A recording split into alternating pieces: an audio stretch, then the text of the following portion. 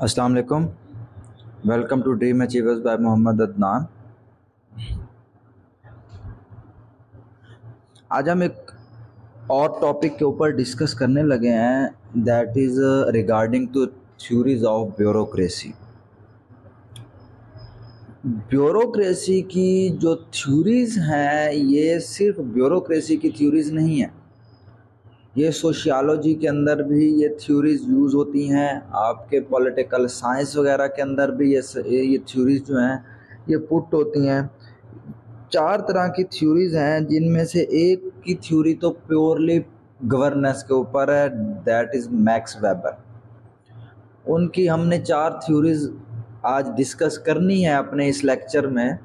One is Max Weber, second is Karl Marx, third is John Stuart Mill and fourth is Woodrow Wilson. ये हमारे governance के GPP governance and public policy के syllabus के अंदर भी ये चार थ्योरीज हैं जो हम आज डिस्कस करने लगे हैं। अब इन चारों थ्योरीज के अंदर अगर हम देखें तो अगर किसी की डिटेल थ्योरेटिकल ऑब्जर्वेशन है तो वो मैक्स वेबर की प्योर गवर्नेंस के ऊपर है। इनके अलावा अगर कार्ल मार्क्स की थ्योरी देखें तो कार्ल मार्क्स की थ्योरी कोई प्रॉपर गवर्नेंस के ऊपर नहीं है, वो बाद में वही कैपिटलिज्म की बात करते हैं और फिर कैपिटलिज्म को अटैच करते हैं ब्यूरोक्रेसी के साथ। इसी तरह अगर जॉन स्टीवर्ट मिल की बात करें तो वो उनकी थ्योरी है लिबरलिज्म के ऊपर। ये theory political competitive exam CSS के पॉलिटिकल साइंस के सब्जेक्ट का एक इम्पोर्टेंट पार्ट है। जॉन स्टीवर्ट मिल का लिबरलिज्म के ऊपर ऑन लिबर्टी इनकी एक बुक भी है, जॉन स्टीवर्ट मिल की राइटिंग भी है इनकी। उसके बाद वुडरो विल्सन जो थे वो 28th प्रेसिडेंट ऑफ यूएसए थे, तो उन्होंने उसके ऊपर एक राइटिंग दी, अपना आर्टिकल दिया और उसको गवर्नेंस की थ्योरी के अंदर शामिल किया गया। अब गवर्नेंस के लिए सबसे important ties of the state जो है दैट इज ब्यूरोक्रेसी। ब्यूरोक्रेसी भी कहते हैं, सिविल सर्वेंट्स भी हम इनको कहते हैं। तो जो ब्यूरोक्रेसी होती है, आप देखें कि जो अगर थ्री टाइज को हम डिस्कस करें, एक तो लेजिस्लेटिव बॉडी है जिसे हम लेजिस्लेचर्स कहते हैं नेशनल असेंबली के अंदर, वो तो रिप्रेजेंटेटिव बॉडी होती है, फॉर 5 years होती है। अच्छा, उनके अलावा अगर हम जुडिशरी की तरफ चले जाएं तो जुडिशरी का मैकेनिज़्म डिफरेंट है डिफरेंट कंट्रीज़ के अंदर। कई यूएसए, कई यूरोपियन कंट्रीज़ के अंदर जो जज जुडिशरी है वो भी रिप्रेजेंटेटिव एंड पॉपुलर मैकेनिज़्म के ऊपर एलेक्ट की जाती है, सेलेक्ट नहीं एलेक्ट की जाती है। कई कंट्रीज़ जो हैं जिनमें पाकिस्तान है, इनके अंदर जुडिशरी जो है वो सिलेक्ट की जाती है ऑन मेरिट बेस। उसके बाद ब्यूरोक्रेसी है, तो ब्यूरोक्रेसी किसी भी कंट्री, चाहे डेवलप्ड है, चाहे डेवलपिंग है, चाहे अफ्रीकन है, चाहे एशियन है, चाहे यूरोपियन कंट्रीज़ हैं, हर कंट्री के अंदर ब्यूरोक्रेसी जो है वो नॉन इलेक्टेड गवर्नमेंट ऑफिशियल्स होते हैं। ये कंपेटिटिव एग्ज़ाम्स की बेस के ऊपर इनको सेलेक्ट किया जाता है, मेरिटोक्रेसी की बेस के ऊपर, मेरिट बेस के ऊपर से सबसे पहले यूके एंड यूएसए की तरफ से ये स्टार्ट किया गया कि एग्ज़ाम लेने हैं और उसके बाद इनको सेलेक्ट करना है। तो ब्यूरोक्रेसी होता क्या है? ब्यूरोक्रेसी होता है term bureaucracy refer to a body of non elected governing officials as well as administrative policy making groups. देखें, कभी भी कोई पॉलिसी जो है वो सिंगल हैंडेड नहीं बनाई जा सकती। अगर हम इसी लेजिस्लेशंस को भी देखें तो लेजिस्लेचर्स जो लेजिस्लेशन नेशनल असेंबली के अंदर करते हैं वो भी सोलोली नहीं कर सकते। क्यों? क्योंकि उनको ये जो ब्यूरोक्रेसी का टायर है, स्टेट का ब्यूरोक्रेसी का मैकेनिज़्म है, उनको ये देखना पड़ता है। क्यों? उसकी वजह ये होती है कि ये जो ब्यूरोक्रेसी होती है ये डेली के एडमिनिस्ट्रेशन के वर्क कर रही होती है और इनको अप्स डाउन्स गुड बैड सारी सिचुएशंस का पता होता है। उसके हिसाब से ये प्रपोजल देते हैं लेजिस्लेटिव बॉडी को, और जो लेजिस्लेटिव बॉडीज़ बनाई जाती हैं या जो पार्लियामेंटेरियन बॉडीज़ बनाई जाती हैं उनमें जो ब्यूरोक्रेट्स होते हैं वो उनका एक मेजर पार्ट होते हैं। तो पॉलिसी मेकिंग ग्रुप के अंदर भी इनका पार्ट होता है। उसके बाद हम अगर थ्योरीज को डिस्कस करें, सबसे पहले हम मैक्स वेबर को डिस्कस करते हैं। मैक्स वेबर साहब कहते हैं कि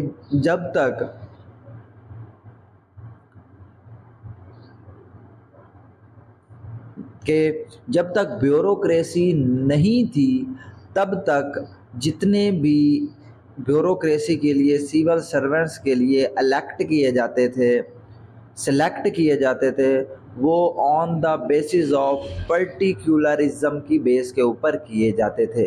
पर्टिकुलरिज्म क्या है?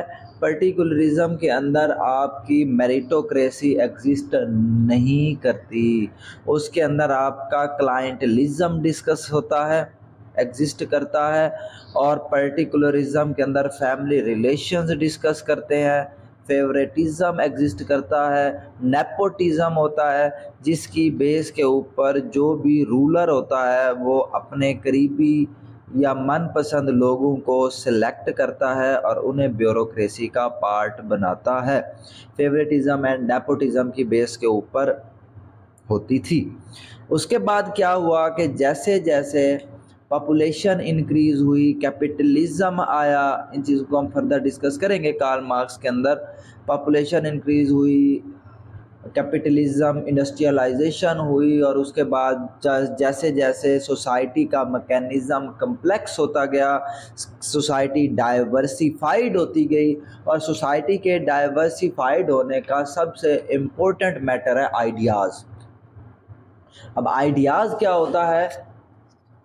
करंटली अगर हम डिस्कस करें तो आइडियाज़ सर्कुलेट करते हैं with the help of internet, with the help of magazines, electronic media, print media के ज़रिए आइडियाज़ स्प्रेड होते हैं डिफरेंट सोसाइटी के अंदर, जिसको हम ग्लोबलाइजेशन कहते हैं। कि अगर यहाँ पे अगर कोई एक आइडिया एशिया के अंदर डिस्कस हो रहा है तो वो आइडिया एट सम एक्सटेंट कुछ टाइम के बाद आपको यूरोप के अंदर भी नज़र आएगा, या यूरोप के अंदर वो डिस्कस हो रहा है तो वो आपको एशिया के अंदर नज़र आ जाएगा। तो ये है ग्लोबलाइजेशन। अच्छा, अब इससे पहले की अगर हम बात करें इस्लामाइजेशन की बात करें कि इस्लाम का फैलाव स्प्रेड कैसे हुआ, तो वो आइडियाज़ की बेस के ऊपर हुआ। और तब आइडियाज़ जो हैं वो एक स्टेट से दूसरे स्टेट नहीं, एक सिविलाइजेशन से दूसरी सिविलाइजेशन की तरफ होते हैं।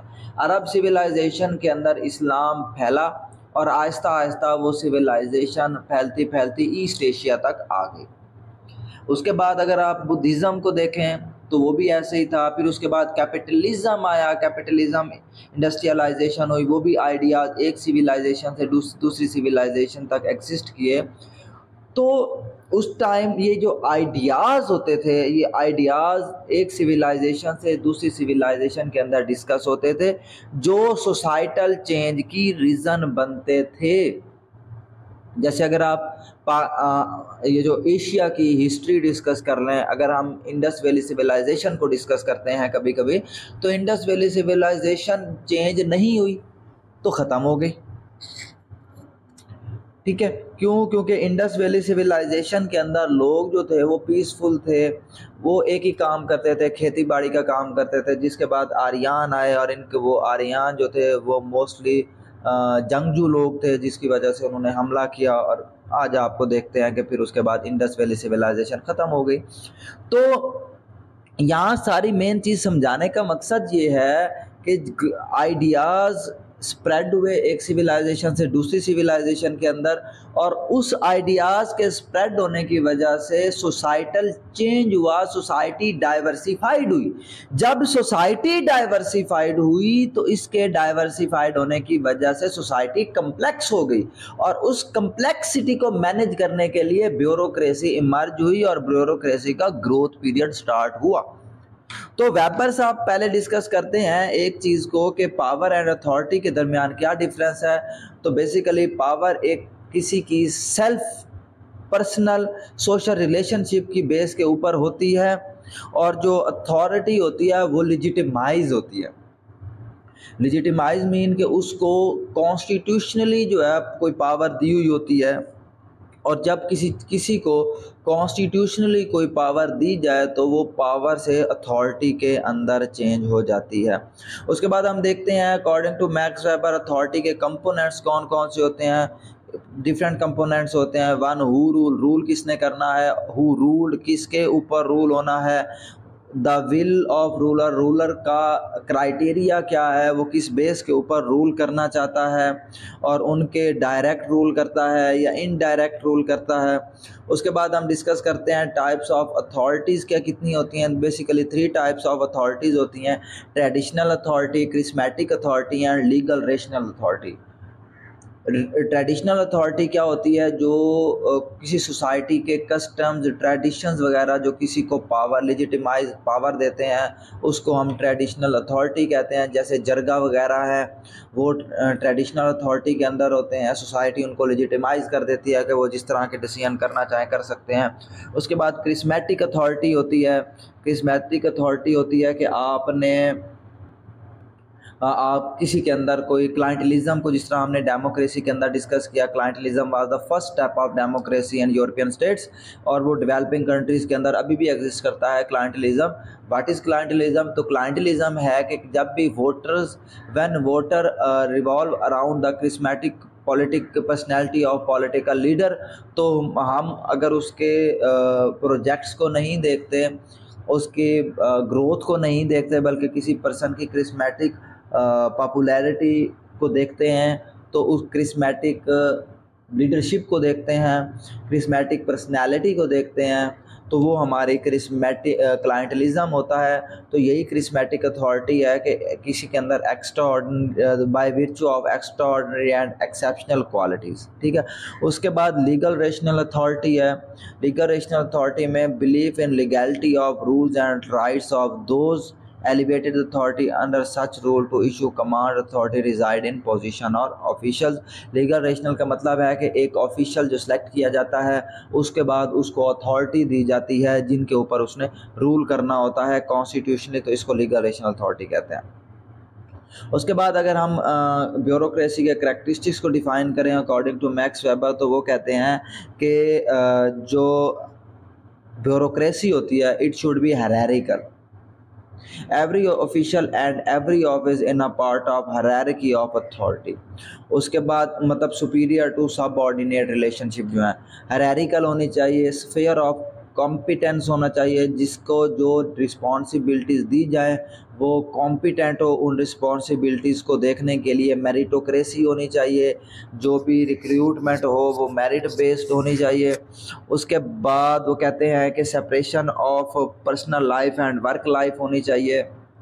और ये अगर आप पीछे थ्योरीज़ के अंदर जाएं, चाहे मुस्लिम थ्योरीज़ के अंदर जाएं, चाहे आप वेस्टर्न थ्योरी के अंदर प्लेटो को देख लें, या मुस्लिम थ्योरीज़ के अंदर आप डिफरेंट मुस्लिम थ्योरिस्ट को देख लें, तुसी को देख लें, तो ये सारे ये एक ही बात करते हैं, और वो ये कहते हैं कि जो भी लीडर होगा उसको स्ट्रॉन्ग होना चाहिए, बैकग्राउंड से उसको स्ट्रॉन्ग होना चाहिए। उसकी रीज़न ये होती है कि अगर वो बैकग्राउंड तौर पे स्ट्रॉन्ग होगा तो वो माशी लिहाज से उसको परेशानी नहीं होगी, और वो अपने रिस्पॉन्सिबिलिटीज़ को बेहतर एंजॉय कर पाएगा और उनको बेहतर डिलीवर कर पाएगा।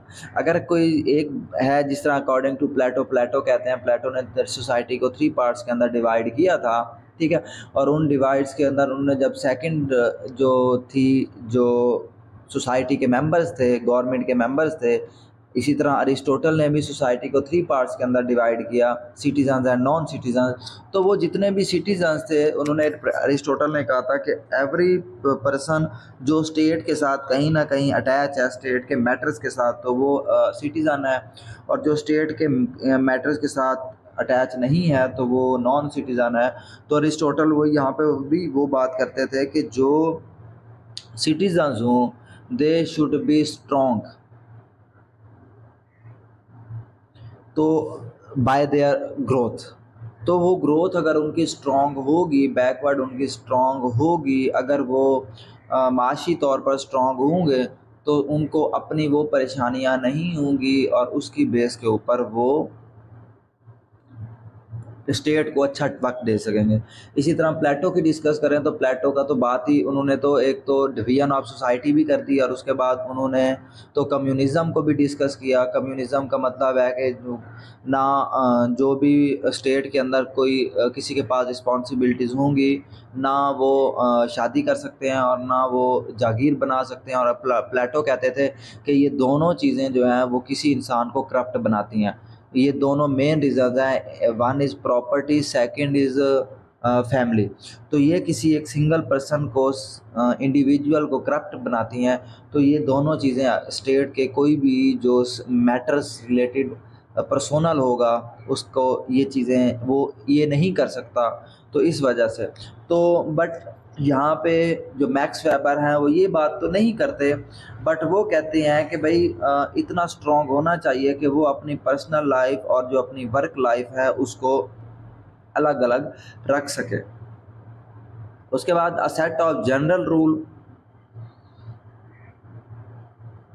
कि जो जनरल रूल्स किसी को दिए गए हों वो उनके मुताबिक काम करे। उनके बाद मैक्स वेबर कहते हैं कि जो टोटली ब्यूरोक्रेसी के अंदर रिटर्न कम्युनिकेशन होनी चाहिए, कि सबको कम्प्लीटली पता हो कि उसकी क्या रिस्पॉन्सिबिलिटीज़ हैं, और कम्युनिकेशन रिटर्न होंगी तो उसके अंदर वेग सिचुएशन, एम्बिजियस सिचुएशन जो है वो नहीं होगी। उसके बाद कैरियर सर्विस होना चाहिए, कैरियर ग्रोथ होना चाहिए, ताकि जो पर्सोनल्स हैं वो उसके अंदर बेहतर काम कर सकें। उसके बाद नॉन ब्यूरोक्रेटिक हेड हो। अब यहाँ पे ये नॉन ब्यूरोक्रेटिक हेड की रीज़न क्या है? मैक्स वेबर कहते हैं कि अगर ब्यूरोक्रेटिक हेड होगा तो ब्यूरोक्रेसी की जो भी वीकनेस होंगी वो ओवरकम करने के बजाय उनको छुपाने की कोशिश करेगा। और मैक्स वेबर की इस थ्योरी को बहुत कंट्री ने, और करंटली तकरीबन हर कंट्री जो है वो इसी को अडॉप्ट कर रहा है। आप देखें कि जितने भी ब्यूरोक्रेसी के हेड्स हैं वो सारे इलेक्टेड मेंबर्स हैं। आप देख लें, आप इंटरनल मैटर्स को देख लें, आप फॉरेन पॉलिसी को देख लें किसी भी कंट्री की, तो उनके जो फाइनल हेड होते हैं वो कोई ना कोई मिनिस्टर होता है, और वो मिनिस्टर जो है वो पॉलिटिकली इलेक्टेड रिप्रेजेंटेटिव मेंबर होता है। अब इसकी मैक्स वेबर एक रीज़न बताते हैं कि अगर ब्यूरोक्रेटिक है, जो कोई भी हेड है ब्यूरोक्रेसी का, अगर वो भी ब्यूरोक्रेटिक होगा तो वो उनके नीचे जितना भी अमला होगा उन सब की बातें, अगर उनसे कोई मिस्टेक्स हुई हैं तो वो उन मिस्टेक्स को उनको पनिश करने के बजाय एक तो उनको प्रोटेक्ट करने की कोशिश करेगा। दूसरी बात ये है कि वो कोई भी डिसीजन जो है वो क्योंकि ब्यूरोक्रेसी के अंदर जितने भी मेंबर्स होते हैं वो सारे परमानेंट मेंबर्स होते हैं, तो वो कोई भी डिसीजन है वो पब्लिक को देखकर नहीं करेंगे।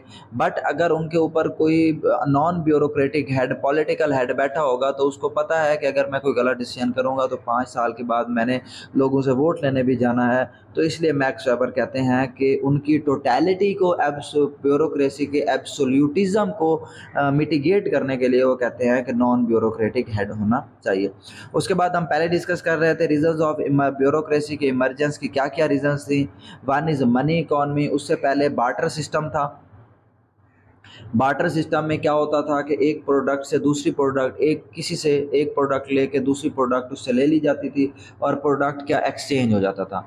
मनी का कोई सिस्टम नहीं होता था। जब मनी इकॉनमी हुई तो गवर्नेंस बेहतर करनी पड़ गई, क्योंकि ऊंच नीच जो है, अप्स एंड डाउन्स आने लग गए। उसके बाद industrialism, capitalism, democracy and emergence of complex administrative problem जब से इमर्ज हुए तो ब्यूरोक्रेसी को बेहतर करना पड़ा। उसके अलावा population growth is also a major factor of emergence of bureaucracy. अच्छा, उसके बाद मैक्स वेबर कहते हैं कि ब्यूरोक्रेसी के ऊपर कंट्रोल कैसे किया जाए। तो सबसे पहले तो वो कहते हैं सबसे पहले कोलेजियलिटी होनी चाहिए। कोलेजियलिटी का क्या मतलब है कि कोई भी डिसीजन मेकिंग हो वो एक पर्सन ना करे, एक से ज़्यादा लोग करें।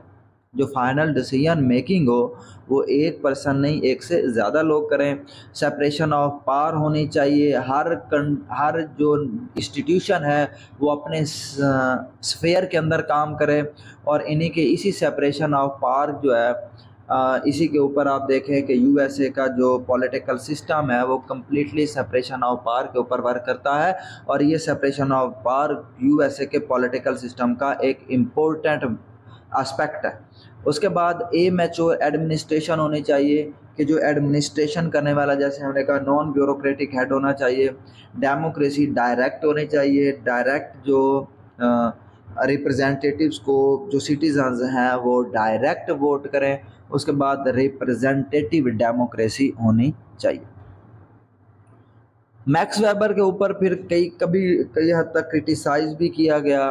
क्रिटिसाइज इस बात पर किया गया कि वो कई फिलोसफर्स ने कहा कि जो इन्होंने कहा, मैक्स वेबर ने कहा कि सेपरेशन ऑफ पावर होनी चाहिए, तो वो सेपरेशन ऑफ पावर जो है वो पॉसिबल नहीं है, सेपरेशन ऑफ पावर का होना, क्योंकि सारे जो इंस्टीट्यूशंस हैं उनका एक दूसरे के साथ अटैच एंड कम्युनिकेशन नेसेसरी है। उसके बाद उन्होंने कहा कि रिजिडिटी, मैक्स वेबर ने कहा कि रिजिड होना चाहिए, कॉलेजियलिटी होनी चाहिए। तो इसके ऊपर भी डिस्कस है कि जितने भी इंस्टीट्यूशन रिजिड होंगे उनका चेंज एक्सेप्ट करने का मैकेनिज़्म उतना स्लो होगा, जिसकी वजह से वो नहीं हो सकेंगे। उसके बाद ट्रेनिंग की बात मैक्स वेबर ने नहीं की कि ब्यूरोक्रेसी को ट्रेन किस तरह किया जाए। उसके बाद डी रेगुलेशन की बात नहीं की गई कि ब्यूरोक्रेसी के अंदर जितनी एक्स्ट्रा रेगुलेशंस हैं जो डिसीजन मेकिंग को डिले करते हैं वो नहीं बताया गया। उसके बाद मैक्स वेब, कई फ़िलोसफर ये बात भी करते हैं कि रिस्क टेकिंग जो है ब्यूरोक्रेसी को नहीं, क्योंकि इन्होंने कहा सारा रिटर्न की वजह से जो एक तो रिस्क टेकिंग नहीं हो सकता, ठीक है, क्योंकि सारे रूल्स के ऊपर काम करना है। तो अब कई बातें जो हैं वो सडन इश्यूज जो हैं उनका सडन डिसीजन मेकिंग करनी पड़ती है, तो सडन डिसीजन मेकिंग में रिस्क टेकिंग इश्यूज होते हैं, और अगर आप रिटर्न करते हैं तो आप रिस्क टेकिंग मैकेनिज़्म को अडॉप्ट नहीं कर सकते। उसके बाद हम डिस्कस करते हैं bureaucracy of Karl Marx. Karl Marx की ब्यूरोक्रेसी के ऊपर कोई एग्जैक्ट थ्योरी नहीं है। कार्ल मार्क्स का कैपिटलिज्म ही है, बट उस कैपिटलिज्म, कार्ल मार्क्स के इस कैपिटलिज्म को अटैच किया जाता है डिफरेंट ब्यूरोक्रेसी के साथ। और कार्ल मार्क्स साहब कहते हैं कि ब्यूरोक्रेसी भी जो है ये भी बोर्जवा क्लास, जो कार्ल मार्क्स दो क्लासेस की बात करते हैं, बोर्जवा क्लास एंड प्रोलेटारिएट क्लास, तो वो कहते हैं कि ये जो बोर्जवा क्लास है,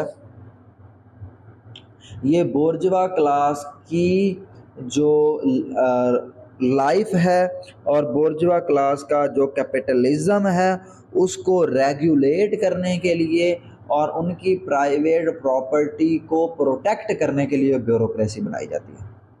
कार्ल मार्क्स बड़ी क्लियर सी बात करते हैं, और अगेन बात मैं रिपीट कर दूं कि कार्ल मार्क्स साहब कहते हैं कि जो बोर्जवा क्लास है, बोर्जवा क्लास को प्रोटेक्ट करने के लिए उनकी प्रॉपर्टी को, उनकी लाइफ को, उनकी मनी को और उनके एसेट्स को रेगुलराइज करने के लिए, लेजिटिमाइज करने के लिए ब्यूरोक्रेसी बनाई जाती है। According to Marx, bureaucratic first use in French bureaucratic by French minister, okay, ये जर्मनी में सबसे पहले हुआ। उसके बाद Karl Marx says the central concern on bureaucracy has been to find out whether bureaucracy is an administrative apparatus of implementation of social goods। उसके बाद capitalism structure of bureaucracy क्या है, तो ब्यूरोक्रेसी का जो कैपिटलिज्म का स्ट्रक्चर है वो Marx have generally continue to focus of dynamics and contradiction of capitalist society. वो क्या करते हैं, contradiction of conflict of capitalism society की बात करते हैं as total system while playing relatively little attention to organisation of dynamics of state. अब Marx साहब क्या बात करते हैं, वो कहते हैं the instrument was bureaucracy with its help capitalist competed against other capitalist. क्या कि ब्यूरोक्रेसी क्यों बनाई जाती है कि one it bureaucracy helps capitalist competed against other capitalist and monarch curved feudal lords. इसके अंदर वो क्या करते हैं, ट्रेड की जाती है, ट्रेड जो है वो नेशन स्टेट बिल्डअप करती है और नेशन स्टेट से ब्यूरोक्रेसी होती है। तो कैपिटलिज्म के ऊपर अगेन कार्ल मार्क्स साहब यही बात करते हैं कि सबसे पहले ट्रेड का बिल्डअप होता है, उसके बाद नेशन स्टेट होती है और उसके बाद ब्यूरोक्रेसी होती है। जिस तरह हमने जब अगर आप डेमोक्रेटिक मॉडल ऑफ यूएसए को देखें तो उनका डेमोक्रेटिक मॉडल यही है। डेमोक्रेसी का जो मॉडल है उसके मेजर 7 एस्पेक्ट्स हैं। One is social mobilisation, second is political party, third is आपका आ जाता है स्टेट आ जाता है, fourth is rule of law, third is 6 is democracy and accountability. तो ये सारी चीज़ें जो हैं, और next is trade, economic growth. Again इस सारे को मैं अरेंजमेंट में रिपीट कर देता हूँ। सबसे पहले होती है इकोनॉमिक ग्रोथ, उसके बाद होती है सोशल मोबिलाइजेशन, थर्ड पार्ट पे होती है पॉलिटिकल पार्टीज़, फोर्थ पार्ट पे आती है डेमोक्रेसी, फिफ्थ पार्ट पे रूल ऑफ लॉ एंड 6 पे स्टेट आती है, और इन सब का एक सेंट्रल पार्ट होता है that is constitution and legitimisation. अब अगर आप यूएसए का सिस्टम देखें तो यूएसए का इकोनॉमिक ग्रोथ होती है, इकोनॉमिक ग्रोथ के बाद वो डायरेक्ट जो है वो डेमोक्रेसी के ऊपर आते हैं और डेमोक्रेसी से फिर वो सोशल मोबिलाइजेशन की तरफ जाते हैं। अच्छा, अगर आप यूरोप का मॉडल देख लें, यूरोप का, जर्मनी वगैरह का, या इनका मॉडल आप उठा के देख लें तो वो उस मॉडल के अंदर आपको नज़र आएगा सबसे पहले सोशल मोबिलाइजेशन होती है, सोशल मोबिलाइजेशन के बाद डेमोक्रेसी होती है और डेमोक्रेसी के बाद फिर इकोनॉमिक ग्रोथ की तरफ जाते हैं। इंडस्ट्रियलाइजेशन इसका एक बेस्ट एस्पेक्ट है जो नज़र आता है। अच्छा, अब कई कंट्रीज़ जो हैं वो डायरेक्ट जो इकोनॉमिक ग्रोथ या वो डायरेक्ट इकोनॉमिक ग्रोथ के बाद पॉलिटिकल पार्टीज़ को भी डेवलप नहीं करते, सोशल मोबिलाइजेशन को भी डेवलप नहीं करते और वो डायरेक्ट डेमोक्रेसी के ऊपर आ जाते हैं। तो उन कंट्रीज़ के ऊपर जो बोर्जवा क्लास जो है वो हेड करता है, या जो लैंडेड अरिस्टोक्रेसी है वो उसके ऊपर हेड करता है। क्यों? क्योंकि social mobilisation, education, health develop नहीं होती और लोगों के पास थिंकिंग पावर नहीं होती जब तक एजुकेशन नहीं मिलती, और डेवलपिंग कंट्रीज़ का सबसे बड़ा इशू यही है। तो उसके ऊपर बहुत सारे फिलोसफर्स ये बात करते हैं कि डायरेक्ट जितने भी डेवलपिंग कंट्रीज़ हैं उन वो डायरेक्ट डेमोक्रेसी के ऊपर ना जाएं, वो पहले इकोनॉमिक ग्रोथ लें, उसके बाद सोशल मोबिलाइजेशन लें, या पहले सोशल मोबिलाइजेशन को डेवलपमेंट करें फिर इकोनॉमिक ग्रोथ को डेवलप करें और उसके बाद वो डेमोक्रेसी की तरफ आए। इसकी और फर्दर एग्जांपल देख लें, अरब स्प्रिंग तुनीसिया से स्टार्ट हुई तो आप देखें कि तुनीसिया के अंदर डेमोक्रेसी तो डेवलप हो गई, सोशल मोबिलाइजेशन हुई, सोशल मोबिलाइजेशन से डायरेक्ट डेमोक्रेसी आ गई, इकोनॉमिक ग्रोथ हुई ही नहीं, जिसकी वजह से अनएम्प्लॉयमेंट का मैकेनिज़्म और ज़्यादा वहाँ पे बढ़ गया। तो यही फिलोसफर बात करते हैं कि फर्स्ट स्टेप सोशल मोबिलाइजेशन लें डेमोक्रेसी के लिए, या फर्स्ट स्टेप आप इकोनॉमिक ग्रोथ को लें, दैट डजंट मैटर। बट अगर इकोनॉमिक ग्रोथ फर्स्ट स्टेप है तो आप सेकंड स्टेप आपका सोशल मोबिलाइजेशन होना चाहिए। अगर फर्स्ट स्टेप सोशल मोबिलाइजेशन है तो सेकंड स्टेप आपका इकोनॉमिक ग्रोथ होना चाहिए और उसके बाद आप डेमोक्रेसी की तरफ मूव करें, ना कि आप डायरेक्ट इकोनॉमिक ग्रोथ के बाद मूव करें। तो ये जो है वो आपका जो पॉलिटिकल स्ट्रक्चर है उसको डिस्टर्ब कर देता है। उसके बाद कार्ल मार्क्स साहब कहते हैं bureaucracy is associated with capitalism and the nation state, और उसके बाद वो कहते हैं capitalism and nation state could be suspend, bureaucracy would also become absolute. क्यों? क्योंकि पहले कार्ल मार्क्स साहब ने ये बात कर दी कि जो ब्यूरोक्रेसी होती है वो बोर्जवा क्लास की प्रॉपर्टी को और कैपिटलिज्म को प्रोटेक्ट करने के लिए होती है।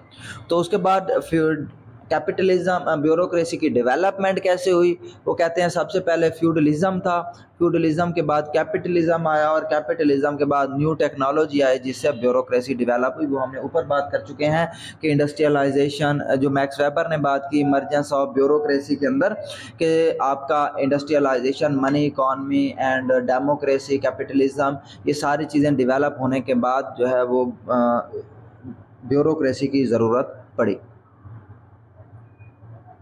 उसके बाद वो कहते हैं कि जो एम्प्लॉयड मैनेजर्स होते हैं, जो ब्यूरोक्रेट्स होते हैं, वो क्या करते हैं, these managers and officials associated with them constitute the bureaucracy. Karl Marx इसके ऊपर, according to Karl Marx, bourgeois consist of officials who control workers on the behalf of owner and ruler. The government bureaucracy has similar function in regard to worker in public sectors. तो यहाँ पे एक चीज़ समझ लें कि जो Karl Marx है वो दो तरह की ब्यूरोक्रेसी की बात करता है। एक वो गवर्नमेंट ब्यूरोक्रेसी की बात करते हैं और एक ऑर्गेनाइजेशनल ब्यूरोक्रेसी की बात करते हैं। ऑर्गेनाइजेशनल ब्यूरोक्रेसी क्या है कि जो किसी ऑर्गेनाइजेशन के अंदर जितने जो उनके एम्प्लॉयज़ हैं वो वर्क कर रहे हैं, top management to lower management और उसके बाद लेबर जो है, तो वो ये ऑर्गेनाइजेशनल ब्यूरोक्रेसी है और इसी ब्यूरोक्रेसी को आगे अटैच करते हैं वो गवर्नमेंट ब्यूरोक्रेसी की तरफ। कि सेम ये है कि गवर्नमेंट ब्यूरोक्रेसी भी हाई लेवल से लो लेवल तक होती है और उसके नीचे फिर सिटीजन होते हैं। इसी तरह ऑर्गेनाइजेशन ब्यूरोक्रेसी से भी टॉप मैनेजमेंट से लोअर मैनेजमेंट तक लोग होते हैं। उसके बाद हेजल साहब जो हैं, जो जर्मनी के थे, हेजल साहब ने ब्यूरोक्रेसी के ऊपर बात की जिसका कार्ल मार्क्स साहब ने रिप्लाई भी दिया। हेजल साहब कहते हैं कि bureaucracy as a bridge between state and the civil society. ये सेंट्रल पार्ट होते हैं, ऊपर स्टेट होती है, नीचे सिविल सोसाइटी होती है। सिविल सोसाइटी के जितने भी इश्यूज होते हैं वो ब्यूरोक्रेसी को बताए जाते हैं और ब्यूरोक्रेसी जो है वो उनको अगर सेल्फ रिजॉल्व कर सकती है तो सेल्फ किए जाते हैं, अदरवाइज ऊपर जो स्टेट होती है उनको वो मैटर जो है वो डिस्कस करने के लिए दिए जाते हैं।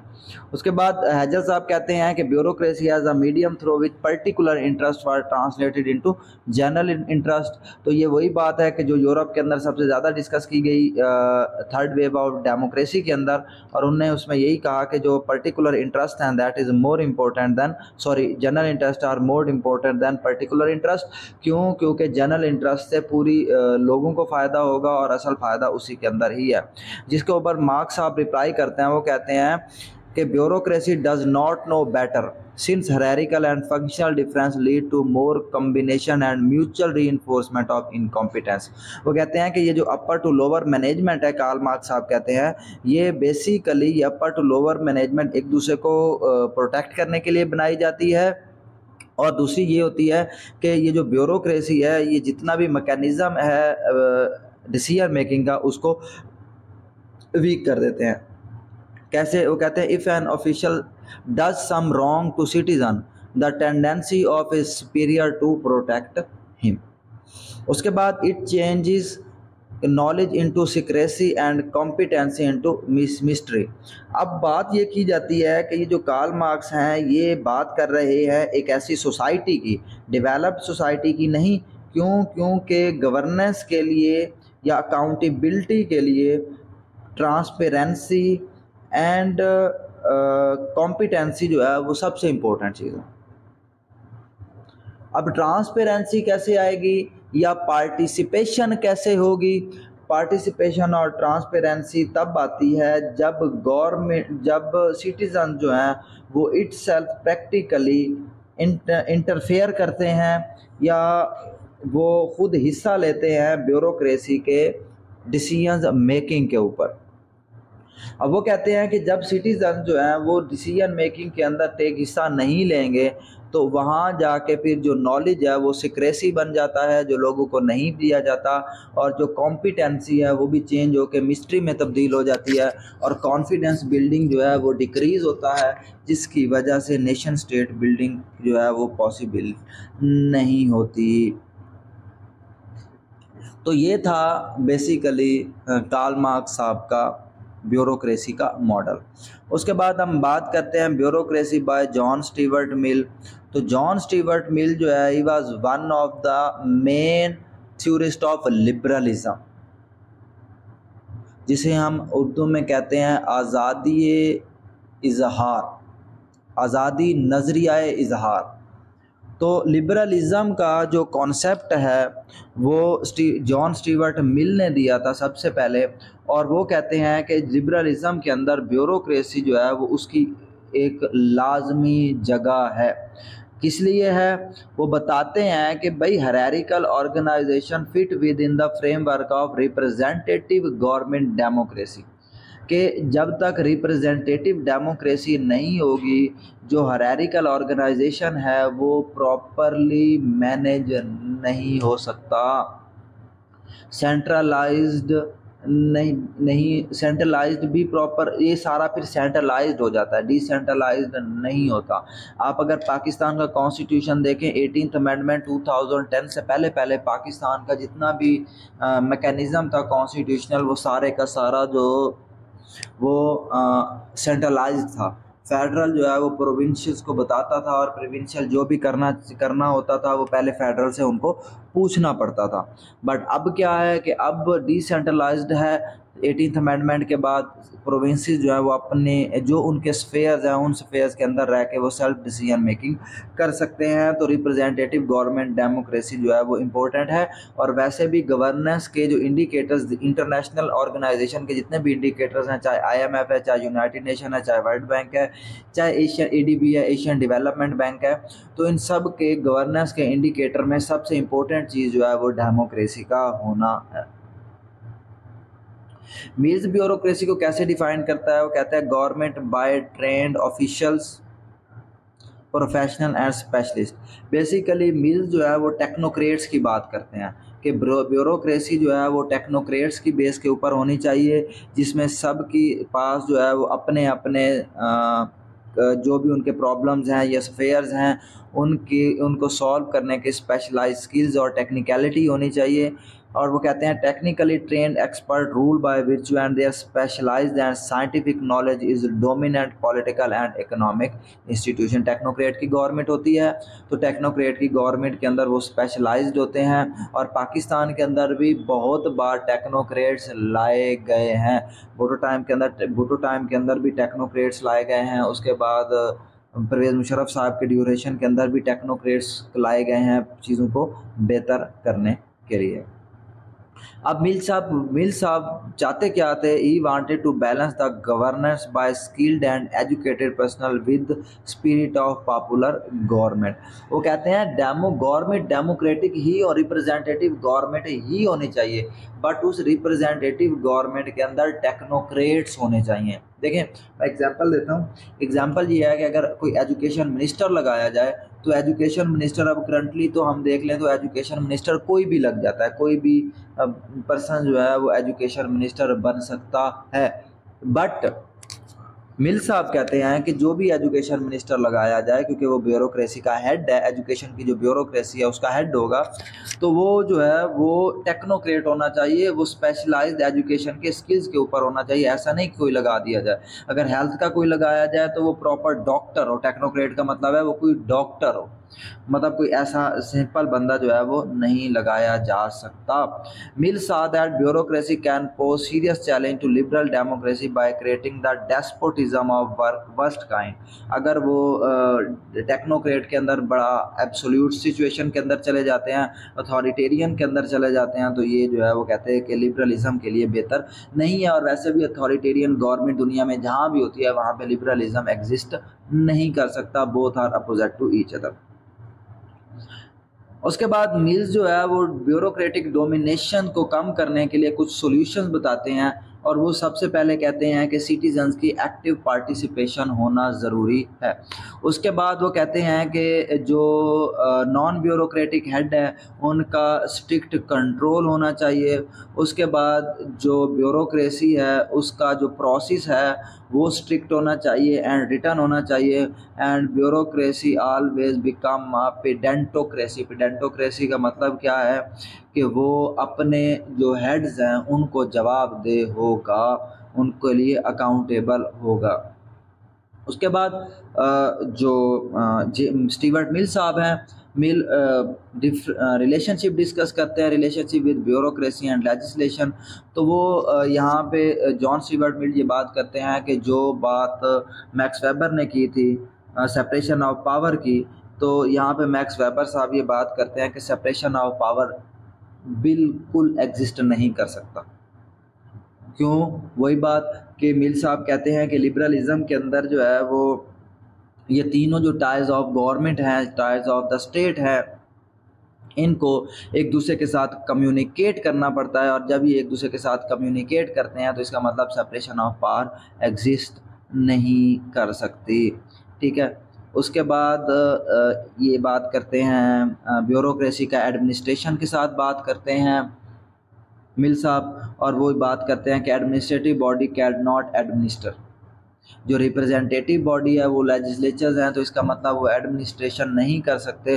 तो एडमिनिस्ट्रेशन जो है वो एक टेक्नोक्रेट्स का काम है, और उसके लिए टेक्निकल ट्रेनिंग और एक्सपर्टिज्म चाहिए, और वो लेजिस्लेचर्स के पास नहीं आ सकता। ठीक है। तो इस बेस के ऊपर वो रिलेशंस को डिफाइन करते हैं मिल between legislatures and the representative administration. उसके बाद वो कहते हैं कि रिस्पॉन्सिबिलिटीज़ रिप्रेजेंटेटिव बॉडी की क्या क्या होने चाहिए। एडवाइज़र होने चाहिए, एंटरप्रेन्योर होना चाहिए, आइडिया जनरेट करें। उसके बाद पॉपुलर इंटरेस्ट के ऊपर बात करें, जनरल इंटरेस्ट की बात होनी चाहिए, और ब्यूरोक्रेसी को इवॉल्व करें आहिस्ता आहिस्ता, और एवेलुएशन भी करें ब्यूरोक्रेसी की, कि रियल एवेलुएशन होता है the difference between real goal and achieved goals, कि इनको क्या गोल्स दिए गए थे और इन्हें कितने अचीव करनी है। उसके बाद हम ब्यूरोक्रेसी वुडरो विल्सन की बात करते हैं। Woodrow Wilson was the 28th president of USA, और उन्होंने एडमिनिस्ट्रेशन के ऊपर एक थ्योरी दी थी। His theory of administration has its basis too in context of American political system of federalism and separation of power, क्योंकि फेडरलिज्म और separation of power का एक यूनिक सिस्टम है जो यूएसए के कॉन्स्टिट्यूशन का हिस्सा है। विल्सन एक आर्टिकल लिखा था, आर्ग्यू वो उसमें क्या उन्होंने बात की, argue that increasing complexity of society and corresponding issues of public policy require new administration method to government to deal with. वही बात कि जो कार्ल मार्क्स साहब ने पहले बात की कि भाई क्यों इनको डिस्कस ब्यूरोक्रेसी की एवोल्यूशन क्यों हुई। तो एवोल्यूशन होने की ये थी कि एक तो एडमिनिस्ट्रेटिव कॉम्प्लेक्सिटीज़ आ गई, मनी इकॉनमी आ गई, इंडस्ट्रियलाइजेशन आ गया, और उसके बाद कॉन्फ्लिक्ट होने लग गए डिफरेंट क्लासेस के अंदर, क्लासेस डाइवर्सिफिकेशन आ गई। तो इन सब के ऊपर जो है वो होने की वजह से ब्यूरोक्रेसी को इमर्ज होना पड़ा और इमर्ज करना पड़ा। और वुडरो विल्सन साहब कहते हैं, he argues that questions of administration are of more practical importance of function of American government. और सबसे मेजर बात आपको ये बताऊं कि जो यूएसए का कॉन्स्टिट्यूशन है वो फेडरलिज्म की बेस के ऊपर है, और उसके अंदर जितनी भी ब्यूरोक्रेसी होती है वो ब्यूरोक्रेसी सिर्फ और सिर्फ जवाब देती है प्रेसिडेंट को। और दूसरी एक यूएसए के कॉन्स्टिट्यूशन की इम्पोर्टेंट बात है कि यूएसए का जो प्रेसिडेंट है वो अपने ब्यूरोक्रेट्स को सिलेक्ट करता है अपनी बेस के ऊपर, अपनी मर्जी के ऊपर जो है वो करता है। और जो प्रेसिडेंट होता है वो ब्यूरोक्रेटिक हेड होता है। ब्यूरोक्रेसी लेजिस्लेशन या जुडिशरी किसी को जवाब दे नहीं होती, और लेजिस्लेशन असेंबली के अंदर भी ब्यूरोक्रेसी को सिलेक्ट नहीं किया जाता, इसके ऊपर कोई डिबेट नहीं होती। जो प्रेसिडेंट होता है वो अपनी मर्जी से अमेरिका के अंदर यूएसए के कॉन्स्टिट्यूशन के अंदर अपनी मर्जी से ब्यूरोक्रेसी को सिलेक्ट करता है, और जैसे ही प्रेसिडेंट का टेन्योर 4 इयर्स का यूएसए के अंदर 4 इयर्स का टेन्योर ख़त्म होता है, ब्यूरोक्रेसी जो उन्होंने बनाई थी वो उसका टेन्योर भी ख़त्म हो जाता है। नया प्रेसिडेंट आएगा तो नई ब्यूरोक्रेसी लेकर आएगा। तो Woodrow Wilson theory of bureaucracy draws many parallel with political system of European Union countries. उन्होंने ये बात की, ठीक है सेपरेशन ऑफ पावर होनी चाहिए, फेडरलिज्म होनी चाहिए, लेकिन वो साथ ये भी करते थे कि ब्यूरोक्रेसी जो है वो डिफरेंट कंट्रीज़ के साथ अटैच भी होनी चाहिए, जैसे यूरोपियन यूनियन के अंदर है। उसके बाद वुडरो विल्सन साहब ये बात करते हैं कि पब्लिक एडमिनिस्ट्रेशन को कैसे सिस्टमेटिकली लिया जाए और पब्लिक लॉ के अंडर किया जाए। सबसे पहले तो असेसमेंट एंड रेजिंग टैक्सेस को देखा जाए, transportation and delivery of mails और उसके बाद recruiting of army and navy, इन सब चीज़ों को जो है वो पब्लिक एडमिनिस्ट्रेशन के अंडर लिया जाए। अच्छा, अब इन्हीं कुछ बातों की वजह से यूएसए के अंदर a new vision of bureaucracy of USA emerge हुआ। तो विल्सन साहब ने ब्यूरोक्रेसी का क्या कॉन्सेप्ट दिया, तो विल्सन साहब कहते हैं bureaucracy was not much different from marks and weber. तो जो विल्सन साहब थे, इनका जो ब्यूरोक्रेटिक मॉडल था वो कम्बिनेशन था Max Weber and Karl Marx, इन दोनों के कम्बिनेशन की बात करते हैं और इन दोनों को मिला के वो बात करते हैं। और वो कहते हैं Wilson argued in favour of hierarchical organisation of bureaucracy. Hierarchical organisation जो मैक्स वेबर बात करते थे कि हायरार्किकल होनी चाहिए। He wanted traditionally limited power of bureaucracy to be increased in USA. He wanted to install scientific professionals, meritocracy and rule-based bureaucracy. अब यहाँ पे एक और चीज़ समझ लें, क्योंकि वुडरो विल्सन और यूएसए के प्रेसिडेंट रहे हैं, तो यूएसए की जो ब्यूरोक्रेटिक पावर थी या जो प्रेसिडेंशियल पावर थी, ये with the evolution of constitution इतनी ज़्यादा नहीं थी। ये with the passage of time कुछ ऐसे पावरफुल प्रेसिडेंट आए जिनमें एक वुडरो विल्सन साहब थे, रोनाल्ड रेगन साहब रहे हैं यूएसए की हिस्ट्री के अंदर। तो बहुत सारे प्रेसिडेंट जो हैं वो रहे हैं यूएसए की हिस्ट्री के अंदर, तो ये बड़े पावरफुल प्रेसिडेंट रहे हैं। तो उन्होंने अपनी ब्यूरोक्रेटिक एडमिनिस्ट्रेशन को टाइम टू टाइम इंक्रीज़ किया, ब्यूरोक्रेटिक पावर को इंक्रीज़ किया। उसके बाद कुछ अमेंडमेंट्स ऐसी करवाई गई जिनसे ब्यूरोक्रेसी बढ़ी। उसके बाद कुछ सिविल वार्स हुई स्टेट्स के अंदर, तो वो स्टेट्स से वो पावर लेके ब्यूरोक्रेसी को दी गई। तो प्रेसिडेंट के पास जो पावर्स हैं ये इवॉल्व हुई टाइम टू टाइम। जब इनका 1776 के अंदर यूएसए का कॉन्स्टिट्यूशन को डेवलप किया गया था, तो उस टाइम यूएसए के कॉन्स्टिट्यूशन में ब्यूरोक्रेसी को या प्रेसिडेंट को इतनी पावर्स नहीं थी जो बाद में उनको दी गई। तो ये कुछ रीजंस थी, अमेंडमेंट्स हुई, कोई कॉन्स्टिट्यूशनल चेंजेस किए गए, कुछ पावरफुल पॉलिटिकल लीडर्स आए लाइक प्रेसिडेंट, तो इन्होंने उसको बेहतर किया। उसके बाद अकॉर्डिंग टू वुडरो विल्सन जो ब्यूरोक्रेसी है that is dichotomy between politics and administration. तो ब्यूरोक्रेसी क्या है, टू वे डाइकोटोमी है, पॉलिटिक्स में भी पॉलिटिक्स के साथ भी अटैच होना पड़ता है, और जो नीचे ब्यूरोक्रेसी है एडमिनिस्ट्रेशन है उनके दरमियान उनके साथ भी अटैच रहना पड़ता है, और उनके दरमियान एक ब्रिज है। उसके बाद partition, insulation from partition, political interference, ये अलग होनी चाहिए जो ब्यूरोक्रेसी है पॉलिटिक्स से। उसके बाद ये स्टेट को कॉन्स्टिट्यूट करती है। उसके बाद वुडरो विल्सन कहते हैं bureaucracy is above and beyond politics. इसीलिए यूएसए के कॉन्स्टिट्यूशन के अंदर अगर आप देखें तो पॉलिटिक्स के अंदर नहीं नजर आते, टेक्नोक्रेट्स होना चाहिए, मीन स्पेशलाइजेशन ऑफ पावर होनी चाहिए, a clear between two functions, ठीक है, मतलब उनके स्फेयर्स क्लियर हों ताकि वो अकाउंटेबिलिटी को ज़्यादा बेहतर कर सकें। तो और साथ वुडरो विल्सन साहब ये बात भी करते हैं कि absolute separation is not possible, ठीक है। उसके बाद last but not the least Woodrow Wilson साहब करके he argued the American to stop trying to do much by vote. मतलब यहाँ पे अगर आप देखें तो इस लाइन से ये समझ आता है कि वुडरो विल्सन साहब ने कहा कि आप रिप्रेजेंटेटिव की बात ना करें, आप ब्यूरोक्रेसी की बात करें, क्योंकि रिप्रेजेंटेटिव जो है वो टाइम टेकिंग इशू है, और रिप्रेजेंटेटिव के अंदर जो है वो रिस्क मैनेजमेंट कम होती है क्योंकि उन्होंने जवाब देना होता है। A trained bureaucracy will tutor the people to improve public opinion and educating electorate. क्यों? क्योंकि हमने पहले बात कर ली कि जो ब्यूरोक्रेसी है that is the bridge between political leaders and citizen. तो सिटीजन्स को ये एजुकेट करती है regarding their rights and obligations. उसके बाद डेमोक्रेसी की बात करते हैं वुडरो विल्सन साहब, और डेमोक्रेसी के ऊपर कहते हैं administration must be given great power and discretion in order to perform their role effectively and efficiently. के उनको जो है एडमिनिस्ट्रेशन को या ब्यूरोक्रेसी की बात कर लें तो ब्यूरोक्रेसी को कंप्लीट डिस्क्रेटरी पावर्स दी जाएं ताकि वो अपना काम बेहतर तरीके से कर लें, और कोई भी रिस्क सिचुएशन हो तो उसके अंदर स्लोली एंड इंडिपेंडेंटली डिसीजन कर सकें। उसके बाद विल्सन, जो वुडरो विल्सन साहब argued that public opinion and democracy have a place and से इन एडमिनिस्ट्रेटिव गवर्नमेंट।